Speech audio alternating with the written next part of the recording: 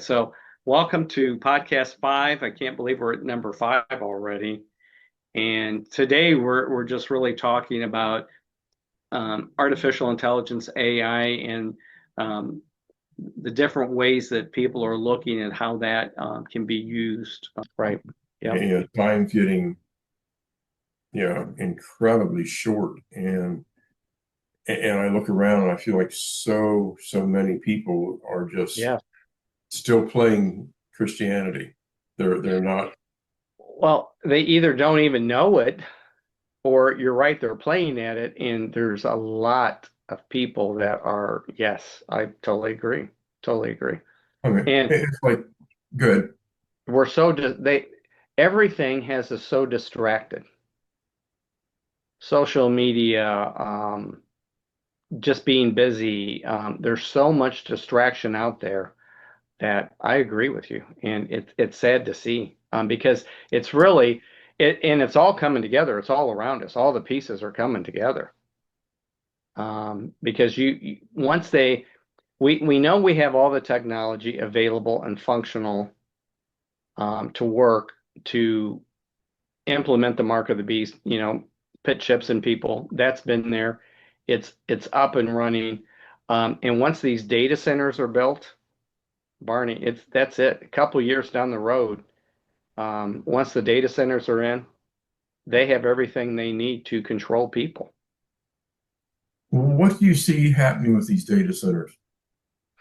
Well, the data centers are what is going to be able to, they have to run through all the information. So like when you go to an ATM and it says, okay, do you have enough in your current balance to cover whatever you're asking to withdraw? So it makes that decision.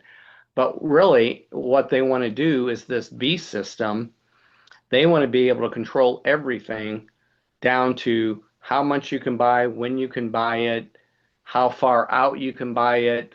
For example, let's say if they say, okay, everybody can get 6 pounds of meat this month, and you went to the store and you've already purchased 4 pounds, and you try to purchase another 4 pounds a week later, it's going to reject the transaction. Hmm. So, but in order to do that, they have to be able to compile all this information and make decisions real time. So they need these data centers to funnel all this stuff into. So basically, they're going to say, okay, Barney, you can only go out 50 miles. So if you take your car and you try to travel 60 miles, at 50 miles, we're going to kill your car. Hmm. You can only spend so much money. And once you hit that limit, they'll turn it off. Or you can only buy, so much, so many pounds of meat or whatever. And once you hit that limit, and the technology is there to do that, but they have to be able to have these data centers scattered so that they can do it geographically. And once that's up and going, it's on. There's no holding back. And it's interesting that the Pope just did something on AI just within the last week. Um, and basically, he's saying that we need to, that AI, even though there's a brain or whatever there, that they can't be compassionate, they can't show mercy, blah, blah, blah. And that there needs to be rules around how we use AI. And the way he was speaking for all of humanity. He put himself in that position of being um, the voice for all humanity worldwide. Interesting. Yeah. Very interesting.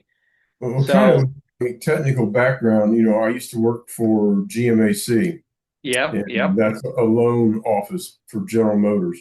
yep. And one of the pieces of software we ran was called originally it was called ACP, Airline Control Program. And they Hmm. changed the name to it later. I can't right at the moment remember what it was. But it was a piece of software that was built for speed. And the whole concept behind it didn't have a lot of safety nets in it that if something went wrong, it would catch you and recover itself like most software does. But it was built for speed so that somebody in New York, if they bought the last ticket on an airplane, they were standing in New York, and a split second later, somebody in San Francisco is trying to buy the exact same seat at the same time, that they don't sell both those seats out, and now they got the plane overbooked. So it was Right. real time enough that they could sell one seat, and they knew that now that seat's not available for the next guy trying to get it just a moment later. So, for what you're saying, it sounds like that's part of what you see these data centers being used for, is to have the enough computer Horsepower. Yep. and horsepower to be able to do that in a much broader sense than just one airline ticket that we're Yeah. monitoring, or a plane. Basically, it's taking every transaction that you do and making it real time Yeah, yeah. for That every person, every location, worldwide. And again, we have the technology, but you're going to have to.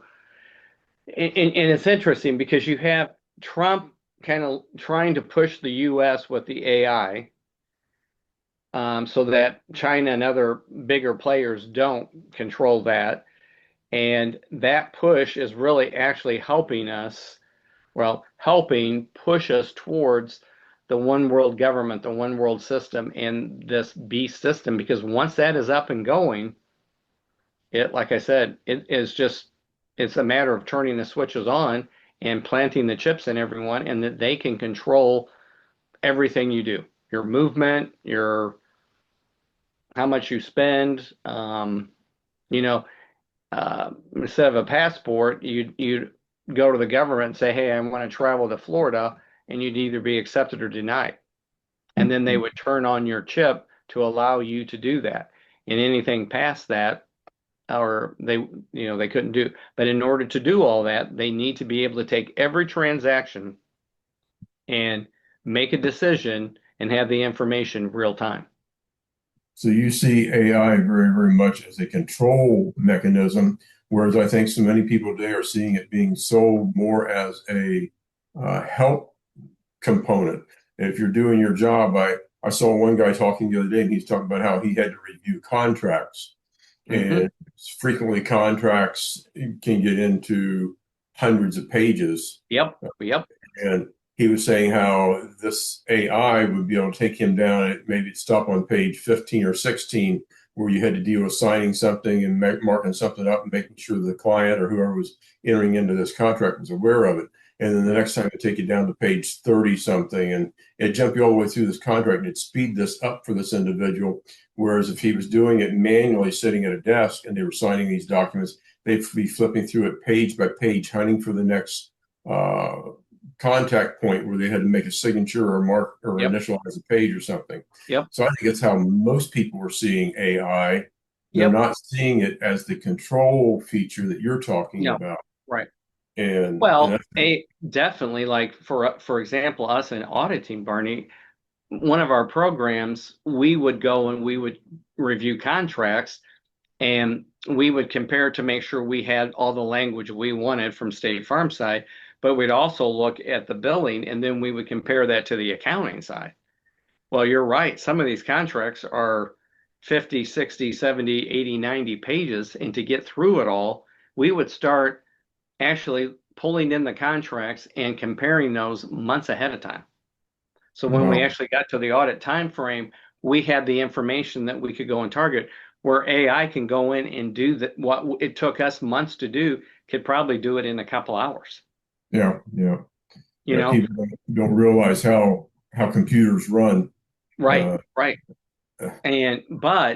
And again, with every advancement, there is the use of it for good, and then there's the use of it for negative. But the AI advancements and the data centers that are being proposed all over, I'm starting to see signs here, no data centers, no data centers. So I don't know where they're thinking about building a data center, but obviously they're thinking about that. But again, once those are up and going, there is no reason that any transaction, I don't care what, you go to the grocery store, you go online, you whatever you do, any transaction can be decisioned real time. yeah, But it takes tremendous amounts of electricity, and it takes a tremendous amount of cooling to keep these computers going. And all of that they've estimated that over the next 5 years, the electricity needs are going to more than double in the United States. Yeah. Well, like I said, that's the thing. People don't realize how much these data centers require, and we're already are pushing our power grid to the breaking Yes, point. With all these, I've been saying for years, even with all these electric cars and vehicles, the electrical system can support a car here and there, but as everybody starts trying to put an electrical vehicle in their garage and everybody's charging them at the same time, our systems can't handle that. And then you have these data centers and the right. demand we're going to put on it. And then not only that, but it raises the cost of electricity when it's everything supply and demand. So you're going to Yep, raise the cost of yep, electricity. And poor folks in our society are struggling right now anyway, right, uh, right, right. just trying to Well, make ends meet to pay their bills for electric and heating energies and things of that nature. and it's interesting because as Trump has brought all this business over, he solved that problem by saying, look, you have to build your own power plant, or gave them the permission to build their own power plant if they build a plant to build cars or they build a plant to do whatever, and got that done quickly. But again, all that is is just adding to the resource need that we're going to have. And even though it won't be put on our grid of their own power plants, they're still consuming what they need to produce that electricity Mm-hmm. for the plant. So there's a lot of those things that are just coming together all at the same time, and it's all coming to a point, and that point is I believe, kicking off this tribulation period. Well, I think it will. We know we're sitting, everything I see, should say, I believe we're sitting on the cusp of seeing the rapture take place, which will usher in the tribulation time. Right, And, anything like this AI or anything else can be used for good if you've got the right people behind it. But all it takes is that one evil individual to twist and change and warp all of it. Mhm. Atomic energy is a great example of that. Look at how efficient and good Right, a nuclear power plant is, with virtually no waste, and it runs nearly forever. But you take that same concept of energy and you release it as a bomb to kill millions and millions of people at once. And all it takes is that evil individual behind it to change the purpose of it. So that's AI right, can be very much the same way. right. That's right. It's so, because it fits in with some of the people like in the World Economic Forum, and they talk about this uh, one world government, one world system, and that they're going to correct poverty and pollution, and they're doing all these things. Well, they can do that, but the only way they can do that is if they can make all the decisions, and if they convert to the one world system, which I think is here pretty quickly, then you have a way of controlling the people. That's pretty easily done. Well, the controls are all going to be set in place, even with good people, to start setting it Right. up. No, right, right. Yeah, and then like you said, all we need is, basically according to the scripture, the rapture of the church takes place, and then short period of time after that, the Antichrist steps onto the scene. Maybe not as the full-fledged Antichrist initially. Right, He's going to be there, and then at the midpoint of that tribulation period, he raises himself up and reveals who he really is, and right. then takes action against the rest of the world. Yeah, I think that I sent you, Barney, a I don't know if it was a YouTube video, but I sent you one, and it just says strange things are happening. Things happening. Every Christian needs to hear this.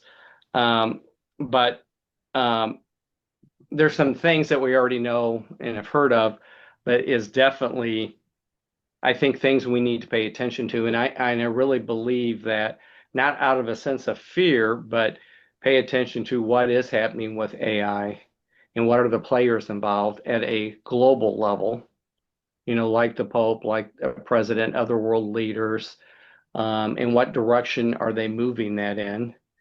And then the other thing with all the UFO stuff that was just released, and like I said, everything is just coming together, kind of in one neat point here, and it's all being disclosed. I mean, it's right here in front of our eyes.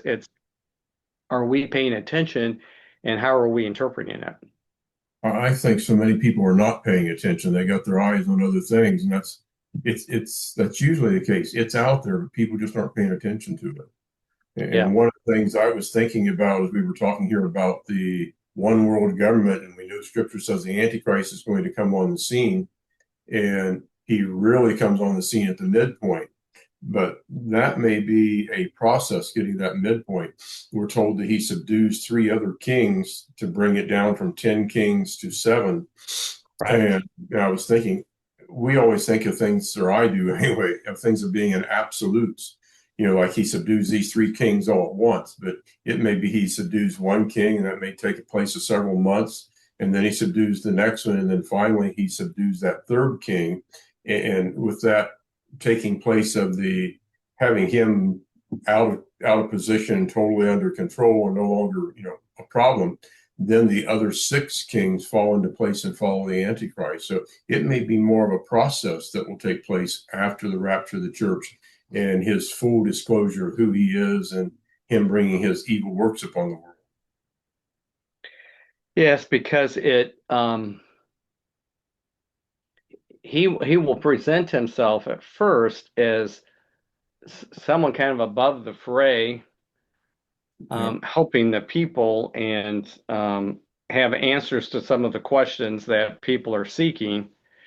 Um, but I do believe Satan has to disclose things before he does it, Well, I think so too. right? Isn't Yes. there a verse in the Bible that kind of speaks to that? Gosh, I think there probably is. I can't. yeah, I I can't. can't come up with it, but I do believe that, I'll go back and look at that, but I do believe that that is there, and I believe a lot of the disclosure is happening now. We're starting to see a lot of things come out and come to light all of a sudden that Right, we never used to see. right. And again, how is it that it's all happening in different pieces, again, on a global stage? Now, the US is kind of in the middle of most, if not all of it, but it is really happening on a global stage. And isn't it strange that this is the first time ever they've had a US Pope, a Pope from the United States? It is. I hadn't even thought about that, but that makes sense too. That's Mhm.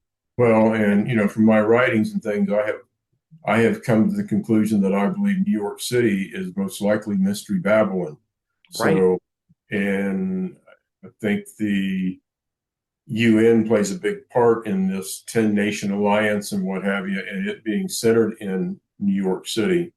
Um, so, will the U.S. really still be a player, or will the entity that was the U.S. end up being the player in the New World Order?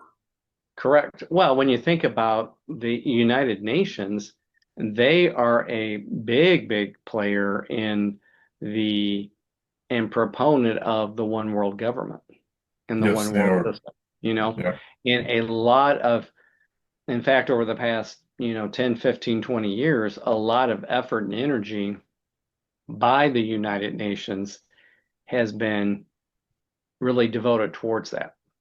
Hmm. The white papers they've written, the stances that they've taken has all been devoted towards, a lot of what's coming out of the World Economic Forum, that group, and big people in business like Bill Gates and United Nations. I mean, those are all, kind of looking towards and pushing us towards that one world government, one world system as a way to, um, solve humanity's problems and issues, poverty, Right. pollution, crime. But again, in order to do that, they have to control, everything down to the T. And we're finally at a point where technology can do that. Yep. technology to do it. And one of the entities that seems to be standing in the way of doing a lot of that is the United States. So it'll be It really is. interesting to see how Trump takes this country in relation to all of that. No. Well, I think up until just recently, basically, he has shunned all that, um, and more about nationalism and pride in the USA and developing things here, and um, all of that is kind of moving away from the one world government, where the past few administrations, both Republican and Democrat, have really kind of pushed us more towards that. Yeah, I think they definitely have. Yes, But the question will be, this is Trump's last 4 years that he'll have in office. Who will pick up the mantle to follow on after him, if we can go on that long? Again, right. as I No, look at things, I'm highly suspicious we'll see the rapture of the church take place before Trump's second term here is ended. and right, right. Well, and the thing is too, when you think about Trump and his age, I mean, anything could happen there too. True. Yeah, usually Not that people he's like that. not that he's in poor health, but I mean that would definitely be a shift at the top. And there's a lot of interesting things happening all at the same time, for sure. Exactly. Well, it'd be interesting to see how it all plays out. And I guess all we can do is just wait for time to pass to show us. That's right. That's right. And just, stay alert to the multitude of moving pieces to really see um, how they come together and who's behind them coming together. But there's a lot taking place in the Middle East right now. There's a lot taking place within the Catholic Church right now with the new Pope. There's a lot taking place in terms of just things being revealed to people. Um, the even like with the Epstein files, not directly but indirectly, all those themes and stuff are there about human sacrifice and blood, and just the things that um, well, through time, the evil worshipers have done to try to gain dark power. Yeah. And a lot of that is being revealed too at the same time. So So, true. And so yeah, many of the things that it's caused Israel's fall and for them to, be strewn around the world for so many years. right, right. Um, and it's even interesting. Again, I don't believe that the Jewish people or the people in Israel, but I do believe that there's even forces at work within the Israeli government, our government, that are really, if you dissected it, it's really pushing us more towards that one world government versus um, the form of government that we know and enjoy today. Yeah, I agree. There's a lot of forces at work there, and especially the things in the Middle East. And it's interesting too, because um, the Muslim faith and even the Jewish faith, as they still await their Messiah, the way they describe it really is, in our Christian way of thinking, the Antichrist. Exactly. Yeah, So, their Mahdi or Messiah is what we yep, see as our Antichrist. right, right. So how is it that you've got these major world religions and they're all talking about the same person, but they're talking about him in a different vein or different light? Yeah. And the Jewish faith talks about the Messiah coming and rebuilding the temple and doing these different things, and the Muslim faith talks about a person coming, and it really does. In both cases, it describes what I would say our Bible and our faith talks about being the Antichrist. So, Yes. Yeah. in, interesting times we're living in.